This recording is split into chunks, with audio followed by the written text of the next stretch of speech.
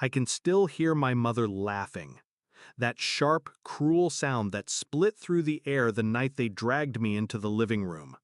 My son stood in the doorway, frozen, his small fists clenched. My father's hand was wrapped around my collar, yanking me forward. "Let him watch," my mother sneered. "He needs to see what happens to trash." The first hit blurred my vision. The second made my knees buckle. Blood filled my mouth, warm and metallic. "Character building," my father spat, gripping my hair to keep me upright. "He should see you bleed." I didn't cry, not in front of them, not in front of my son. I locked my eyes on him instead, and promised him, without words, that one day this moment would be theirs to regret. Back then, I thought blood meant family. I was wrong.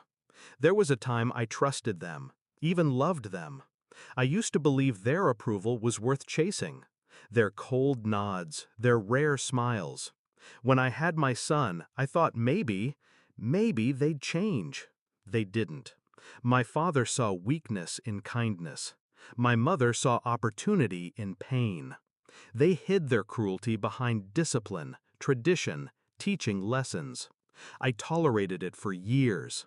For my son, I swallowed my anger. Until that night. The next morning, I could barely move. My ribs screamed with every breath. My son climbed onto the bed and whispered, "It's okay, Mommy. I'll be strong for us." That was the moment something in me shifted. I stopped being their child. I started being their executioner. I didn't scream. I didn't confront. I planned. The first step was distance. I smiled through my cracked lip, played the obedient daughter, and let them believe they'd broken me. They didn't notice the way I started collecting things. Documents, receipts, whispered statements from neighbors who'd heard the fights. I photographed the bruises, dated every image. The second step was the law. Quietly, I found a lawyer who specialized in domestic abuse and property disputes. I learned exactly what would happen if certain evidence came to light. The third step was patience, the kind that tastes like blood because you're biting down on your rage every single day. They slipped. My father bragged to a neighbor about how he kept me in line. My mother left threatening voicemails when I didn't answer fast enough. Little pieces of their arrogance handed to me like weapons. I gathered everything. Years of abuse, financial theft, property deeds they'd forged, accounts they thought I didn't know about. When I filed, it wasn't just for assault, it was for everything. Fraud, theft, intentional emotional harm, child endangerment. And I didn't just file, I made sure every person they respected knew. Their church, their friends, their business partners. They were served papers in public. My mother's face froze mid-laugh. My father's hands twitched, wanting to hit, but knowing the cameras were on him. The court dates were slow. I made them slower. Every delay was intentional. Every new piece of evidence dragged their humiliation out further.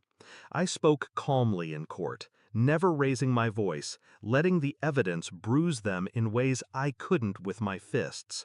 By the second month, they were selling off assets to pay legal fees. By the third, they were begging my lawyer for settlement terms. I rejected every offer. The climax wasn't in a courtroom.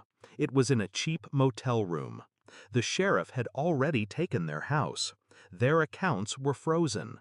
My mother's friends avoided her calls. My father's business had collapsed under the weight of scandal. I had requested, no, demanded one final meeting.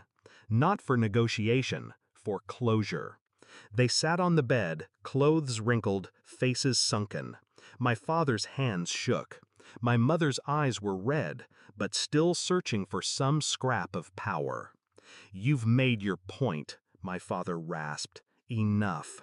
I set a manila envelope on the table. Inside, the only thing left they cared about, A deed to a small plot of land they'd kept hidden from the court. I'd found it weeks earlier.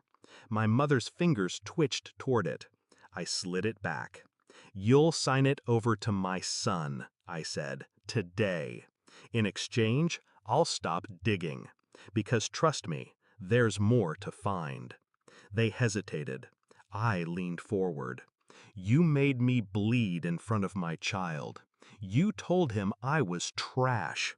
Now you'll watch me build his future with what you thought was yours. And you'll live long enough to see him thrive while you rot in nothing." My mother looked away first. My father reached for the pen. They signed. I walked out without looking back. I didn't feel joy, not the kind they'd understand. It was cleaner than that. Justice isn't about screaming victory. It's about the quiet power of knowing they can never touch you again, and that every breath they take is a reminder of the life they destroyed but couldn't own. That night, I tucked my son into bed. He smiled the way he had.